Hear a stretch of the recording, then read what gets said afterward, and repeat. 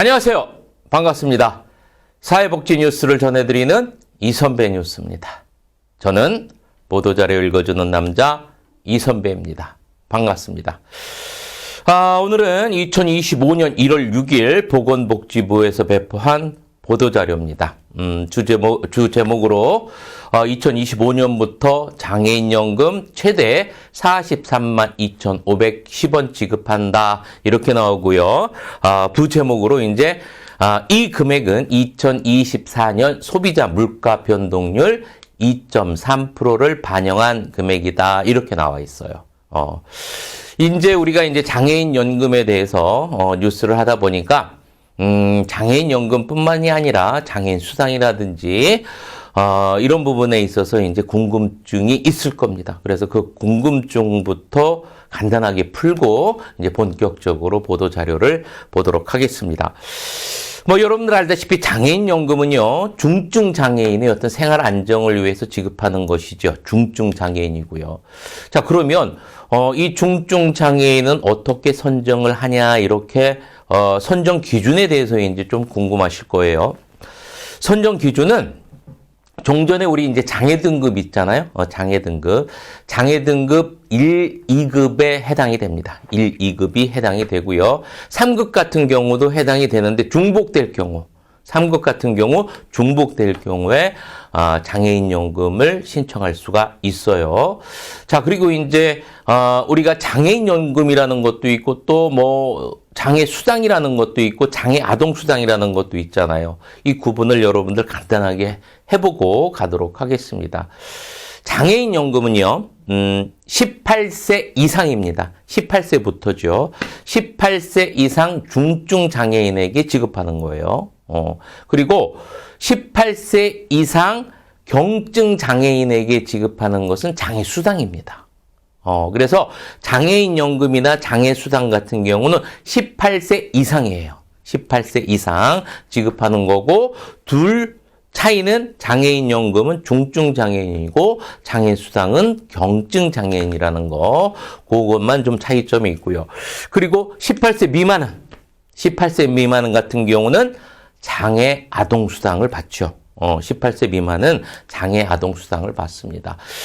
그런데 중증, 경증 상관없이 지급이 돼요. 장애 아동 수당은. 자, 요렇게 이제 우리 간단하게 연금에서부터 수당, 장애 아동 수당까지 이제 쭉 살펴봤고요. 그럼 이제 본격적으로 이제 보도 자료를 읽어보면서 뉴스를 진행해 보도록 하겠습니다. 제일 먼저 이제 어디부터 보냐면 장애인 연금 개요부터 보도록 할게요.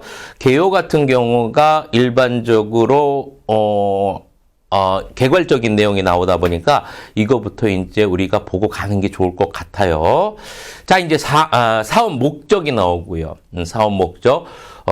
좀 전에 이 선배가 이야기했지만 장애인 연금 같은 경우는 중증 장애인의 생활 안정 도모를 위해서 마련된 것이라고 이야기했었고요. 그런 내용이 이제 사업 목적에 나오고 대상자 나옵니다. 대상자는 18세 이상의 중증 장애인이에요.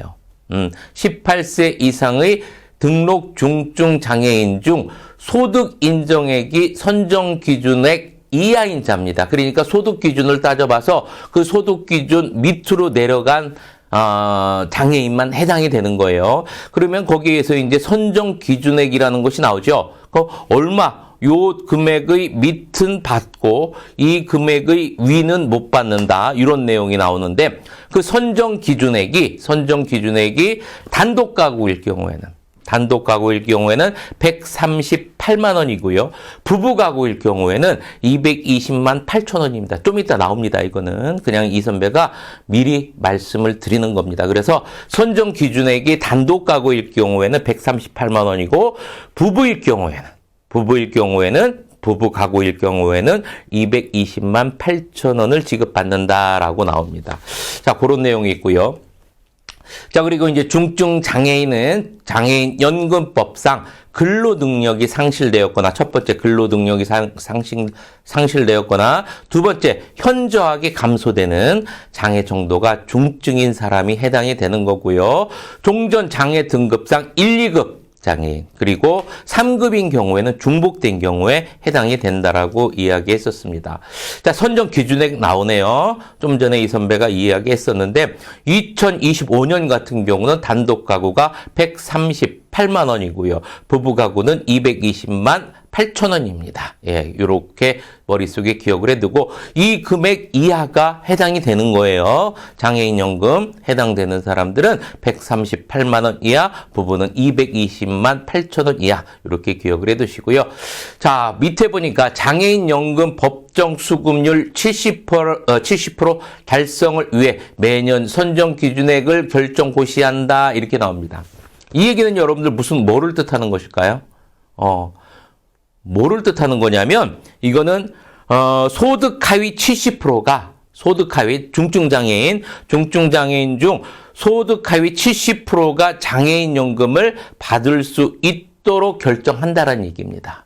우리 뭐하고 비슷합니까? 기초연금하고 같죠. 70%. 그래서 하위 70%가 받을 수 있도록 결정을 한다라는 이야기입니다. 자, 그리고 이제 장애인 급여 어떻게 구성되어 있는지에 대해서 나옵니다. 기초급여와 부가급여로 나오고요. 기초급여 같은 경우는 근로능력이 상실로 인해 이건 뭐야? 근로능력이 상실됐어. 장애를 입어가지고 근로능력이 상실된 경우에 그 소득 감소분을 보전하기 위한 급여를 기초급여라고 하는 겁니다. 자, 그래서 내가 이제 장애를 입지 않았을 때 얻은 소득이 있겠지요. 자, 그런데 장애를 입음으로 인해서 그 소득이 감소됐겠지요. 그 감소된 부분을 보전해주기 위해서 지급하는 것을 기초급여고요. 부가급여 같은 경우는 장애로 인한 추가 비용을 보전하기 위해서 우리 장애를 입으면 뭐를 해야 되겠습니까? 우선 병원도 가야 되겠죠. 병원비 있겠죠. 그 다음에 이제 뭐 재활비용도 들어갈 수가 있겠고 요즘 또 이제 간병인 비용 너무 비싸잖아요. 그죠? 또 간병인 비용도 들어갈 수가 있겠고 이런 것들을 뭐라고 한다 여러분들? 추가 비용이라고 한다. 그래서 소득 보전을 위해서 장애로 인해서 얻게 되는 장애로 인해서 이제 감소되는 소득을 보전하기 위한 것이 기초급여고요. 자, 부가적으로 드는 비용을 보전하기 위한 것이 부가급여다 이렇게 나옵니다. 자, 그리고 밑에 이제 도표가 나오는데요. 표를 보니까 거기 구분이 나오고요. 이제 18세부터 64세까지 그리고 65세 이상 이렇게 이제 구분되어져 나오는데 구분 밑으로는 여러분들 소득에 따른 구분입니다. 소득에 따라서 이제 구분한 것이고요. 그리고 이제 오른쪽으로는 가로축으로는 연령에 따라 구분한 겁니다. 우선은 18세부터 64세까지는 기초급여, 부가급여 이렇게 해서 이제 합쳐서 받고요. 65세 이상부터는 차이가 있는 게 뭐냐면 기초급여 대신에 기초연금이 전환됩니다. 그러니까 기초급여가 기초연금으로 대체되는 거예요. 그리고 오른쪽 이제 부가급여는 이제 그대로 이제 나오는 건데 합계 금액이 그러면 달라지겠지요. 그냥 여러분들 도표를 볼 때 그냥 부가급여 합계액이라고 여러분들 기억해 두세요. 부가급여 합계액이다. 이렇게 정리를 해두면 되겠네요. 자, 이렇게 해서 이제 간단하게 장애인 연금에 대해서 여러분들 우리가 살펴봤고요. 자, 이제 첫 장. 보도자료 첫 장을 한번 살펴보도록 하겠습니다. 주제목 나오고요. 주제목이 뭐라고 나옵니까? 2025년 1월부터 장애인연금 최대 43만 2,510원 지급한다. 이렇게 나오고요. 이것은 소비자 물가 변동률, 2024년 소비자 물가 변동률이죠. 2.3%를 반영한 금액이다. 이렇게 나옵니다. 실질적으로 인상액은 있다 없다? 없다는 얘기죠. 물가 상승률 반영해서 반영한 만큼 올린다라는 얘기고요. 쭉 내용 보니까 별다른 내용이 이제 없고요. 그런 내용에 대해서 쭉 나오고 중간에 보니까 당구장 표시되어 있고 장애인 연금 급여에 대해서 나오네요. 장애인 연금 급여는 뭐로 이루어져 있다? 앞에서도 이야기했지만 기초급여와 부가급여로 구성되어져 있다. 기초급여는 장애로 인해서 줄어든 수익을 보전하기 위한 것이고 부가급여 같은 경우는 추가로 드는 비용을 보전하기 위한 것이라고 이야기했었죠. 뭐 그런 내용에 대해서 쭉 나오고요. 장애인연금 선정 기준액이 나옵니다.